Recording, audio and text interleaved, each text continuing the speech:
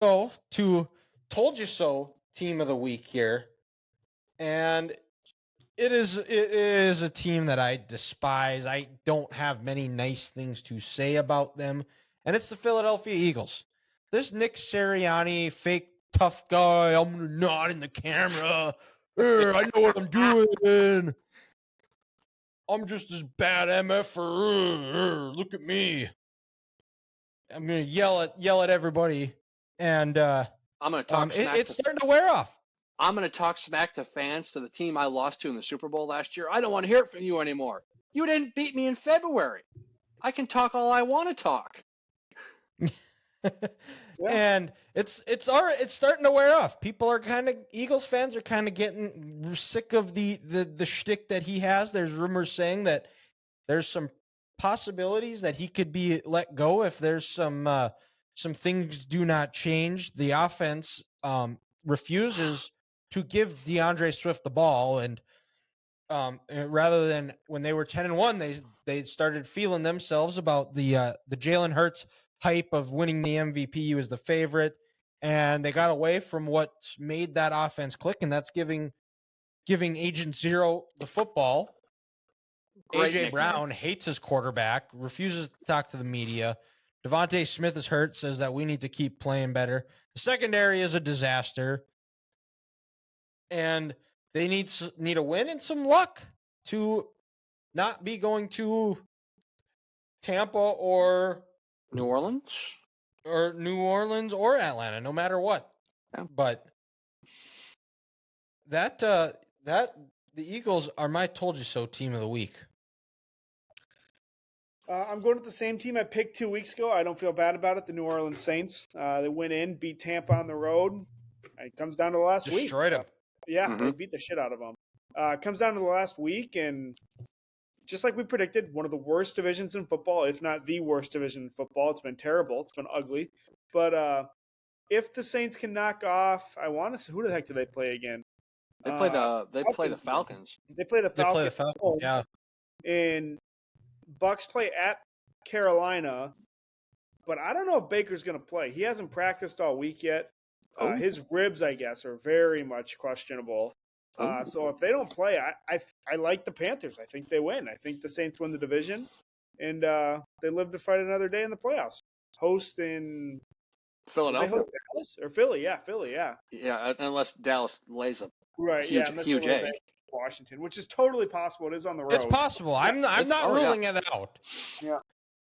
After all the after all the talk on our social medias of the video I posted of me changing the rankings for the NFC East. Yes. I and everybody's saying how the Cowboys won because of a bad call, this, that, and the other, and how it's rigged at the NFL so the Cowboys can get 2 home playoff games. I was like, dude, it's the Cowboys. This is the perfect spot for them to absolutely go just shit the bed against Washington, a team that has zero reason to win, and basically in Ron Rivera's last game,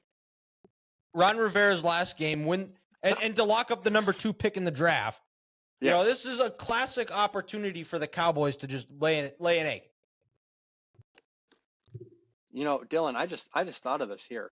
People are talking about how the refs gave that game away to the Cowboys Saturday night. No, I think there's just something in AT&T Stadium. Friday night, Ohio State lays an egg. Saturday night, Taylor Decker fails to report as an eligible receiver. People in Ohio State just don't like AT&T Stadium. They haven't, since they lost, they won the national title. They won the national title 2014. There. Yeah. They may have won the battle, but they're right now losing the war. They're losing the war to AT&T Stadium. But who do you have for your told you so team of the week, Grant? This is a head coach Ethan and I talked about maybe about a month ago before a Vikings game, saying about how his offense is creative and cool and it's going to make waves, but eventually his shtick is going to catch up to him and it's not going to work out. That's the Miami Dolphins.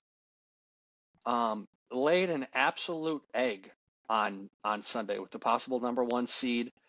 I understand they are banged up. They were out without Mostert and they were without Waddle, but they did not look ready to play that game from the start. Their offense went down the field, gets 7 points, but you know their all-world defense. If you listen to them on Hard Knocks with Vic Fangio, could not stop a nosebleed on Sunday. Tyreek, his head was not in the game because he dropped a wide open touchdown, and you can't trust this offense. Oh, his head's somewhere. His head, yeah.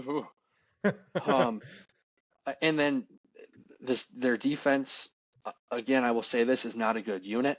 They've played bad teams. You play the Jets 2 times in a 4-week stretch, your defense is going to be number 1 in a lot of categories because the Jets are putrid. And once again, this offense struggled against a defensive team. Again, I think they've played 5 playoff teams this year. They've scored over 20 points 1 time.